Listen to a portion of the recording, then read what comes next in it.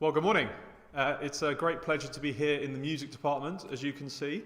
We're going to be awarding a few commendations and awards from the term this morning, but it feels appropriate to be here as one of the highlights, indeed some of the triumphs of this term, this very strange term, has been the virtual music ensembles that have been put together. Obviously coordinated by Mr. Gent and Mr. Harrison, but it's your incredible work at home that's made them quite so special. The virtual choirs, the jazz band, and the fantastic lunchtime concerts. And I would call these absolute triumphs in the face of adversity, especially if you consider the challenges involved of you all playing in different parts of the city and even further afield, and then them being pulled together at home by Mr. Gent sitting for hours at his computer, making it all look so amazing. I hope you've seen them. And if you haven't, I do urge you to go on the various social media channels and dig them out. They are fantastic. I'm sure many of us are missing our summer sports hugely. I've been reading lots of your school reports over the weekend, and many of them make mention of, I'm sure you would have been missing the cricket and the tennis, etc. And it's been great to see so many of you up at Fayland over the last week or 10 days. And it was a great shame the Great British weather beat us on Saturday, and that group was not able to go. But there's a lot more action at Fayland happening this week. So before we celebrate some of your triumphs this term, I was just going to mention a few other particularly British sporting triumphs that have occurred over the last few years, particularly these summer sports that we're missing so much at the moment. Those of us who follow our cricket will never forget the triumph of Ben Stokes hitting that 135 not out at Headingley to win the third test against Australia in August last year. It's been called one of the greatest innings ever, and it was certainly Ben Stokes' ultimate triumph. But it's easy to forget that the huge adversity that he felt, that he went through just to get into this position. 2 years before in Bristol, indeed just up the road by the Triangle, Ben Stokes had been arrested for fighting outside a nightclub. It turned out he'd stepped in to protect a couple from homophobic abuse, but he was still charged with a fray, although he was subsequently acquitted. However, he was banned from international cricket for a long period of time, and he and his family faced huge media pressure, much of it, of course, extremely negative. He certainly went through a huge period of adversity. But he returned to the side. He was a key part of England winning the World Cup last year and taking them to a very closely drawn Ashes series.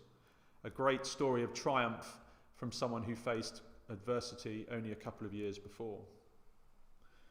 I'm sure many of you have been getting your money's worth from Amazon Prime over the last few months. I've been enjoying a number of the great sports documentaries that have appeared on there, many of which look at triumph over adversity. And one in particular stands out. It's called Resurfacing. It's the tale of Andy Murray's comeback from multiple career-threatening hip injuries and the incredible physical and mental toil he went through while he was battling those injuries.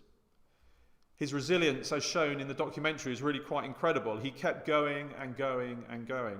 And in the end, the operations were more about actually improving his quality of life, just so he could stand and hold his baby at the same time. It was not really about winning tennis titles at all. Indeed, he barely should have been able to play a match again, let alone win another match. And he did go on to win another title. He has won another title in October last year when he won the European Open. He wasn't a genius with regard to tennis, but he just worked incredibly hard. He has the most amazing levels of determination. And don't forget, of course, this is a boy who survived the Dunblane school massacre when he was a child. And he's faced the ultimate adversity for a sportsman or women, which is when their body just starts to deteriorate and they can't perform. But he came back to triumph. Now, you might say to yourself that any triumphs we celebrate this morning or in final assembly can't possibly be compared to Ben Stokes or Andy Murray. But I'm sure they would actually disagree. You should not underestimate the challenges and the scale of events you've lived through over the past few months. The impact on all of us has been very different, but for many of you, I know life has been pretty tough. You've been stuck at home, You've been trying to do your work with poor internet connection. You've been sharing devices. You've been struggling with motivation. You've been worried about friends and family. You've been missing your friends and family. And you've been missing that routine and reassurance it offers, that school offers. And I'm sure even very sadly, some of you might have lost members of your close family and friends. You've all done just incredibly well. And it's a pleasure to be able to mention a few of you this morning who have particularly been praised for your achievements by your teachers. But I would like to say a huge well done to you all and a congratulations for all your efforts and triumphs over the past few months. I'm going to hand over to Mr. Martin. He's going to recognise some of those triumphs in the face of the adversity we've faced this term. And then we're going to hear from our final house captain, Barnaby, who is going to tell us a little bit about John Carr and his greatest triumph. But remember to tune back in on a Friday at 11 o'clock for final assembly, where amongst other things we will be announcing the result of the very important house competitions. Mr. Martin.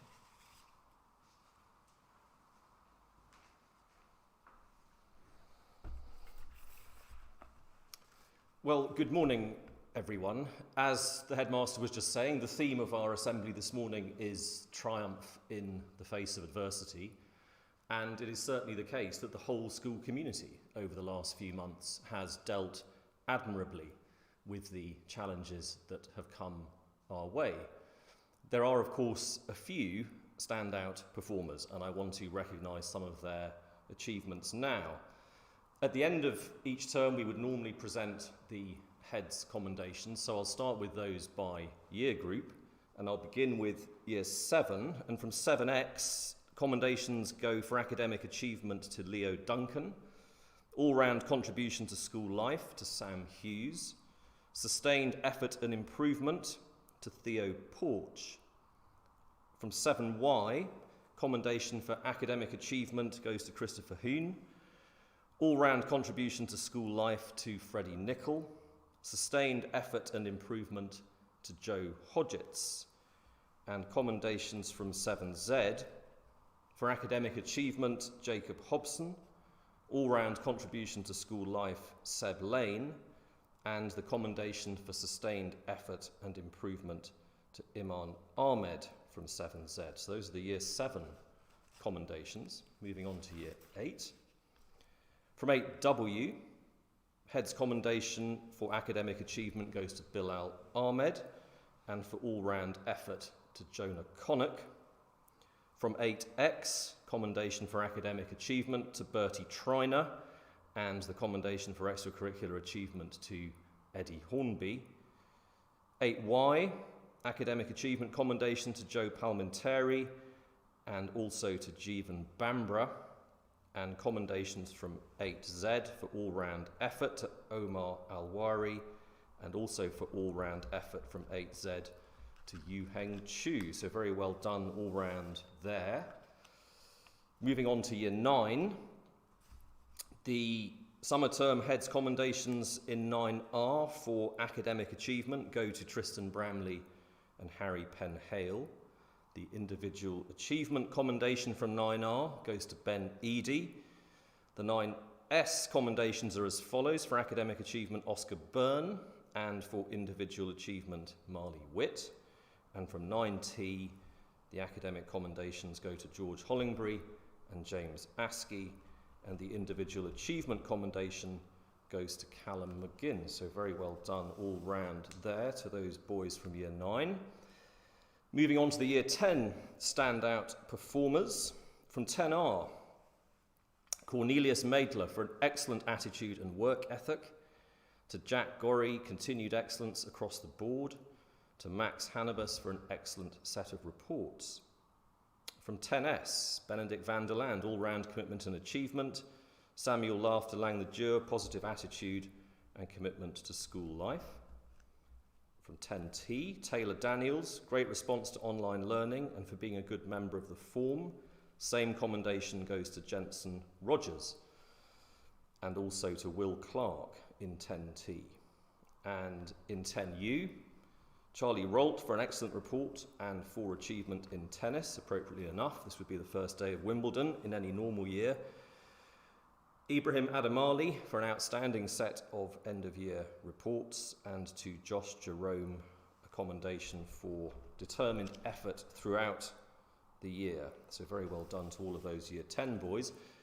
I also have some subject-specific achievements which have been passed to me by different departments. Every year the drama department award Oscars, and there are 2 awards for each year, years 7 to 10, and this is for contribution that students have made in their lessons or to the theatre outside of class, usually through involvement in school productions. And this year's Oscars, fortunately we're spared the acceptance speeches, and I'll try and make sure I award them to the right people. Year 7 Oscars for contribution to Parsa Fahadi Beldachi, and for achievement the Year 7 Oscar goes to Thomas Tarrant. In Year 8, the Oscar for contribution goes to Ben Pleat, and the achievement Oscar to Jack Dalton. In Year 9, the contribution Oscar goes to Adadiri Odumboni, and the achievement Oscar to Matt Conradi. And in Year 10, the contribution Oscar to Oscar Jones, and the achievement Oscar to Cornelius Maidler. We move on to achievements in photography in particular, and the following are all deserving of special mention. From Year 13, Oliver Pitt and Nick O'Leary, and Year 11 photographers, special mentions for Henry Howard, Will Edlin, James Allen, Isaac Fontenat and Benji Lawrence. And in Year 9, Marley Witt, Harry Power, Ollie Group and Oscar Rickard, who've all made a very good start to their GCSE photography courses. We also have a couple of specific commendations from the history department for budding historians in Year 7, one of whom is William Harrison and the other is Theo Peat, so very well done to them. And we have a specific, I assume it's from DT, commendation for Josh Wetherall in 7Z for the prototype he designed for a wire skill game. It certainly looked fiendishly complicated in the pictures that I saw. And finally, commendations from the maths department. So from Year 7, this is for how well students have dealt with the challenges of remote learning during the lockdown period. So from Year 7, Owen Joyce, Saurabh Nayar and Christopher Hoon. Year 8, Pratham Kanda Gatla, Bilal Ahmed, Sam Polkinghorn. From Year 10, Noah Hounsfield and Noah Cleek.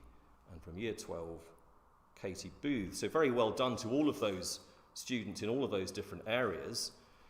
What I would say is that all of you deserve specific commendation for the hard work you've put in over the course of this last term and the quality of the work that you've all produced. Now, what we've also been doing in these assemblies is we've heard from each of our new captains of house, and the last in those series today will be brought to you by Barney Hodge, who is our new captain of cars. Thank you. Hello. For those of you that don't know me, my name is Barney Hodge and I'm the captain of cars.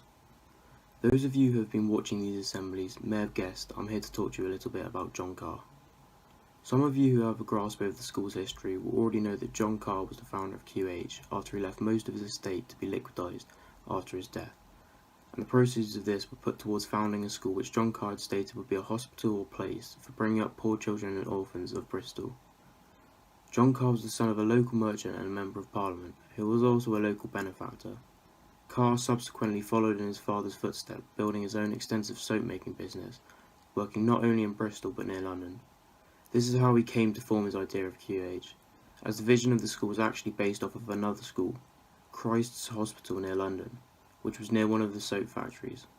The reason John Carr was able to leave all of this money to build a hospital for the orphans of the city was the fact he made a discovery, which he referred to in his will as the discovery of white soap making, which was like to be a big triumph for him at the time.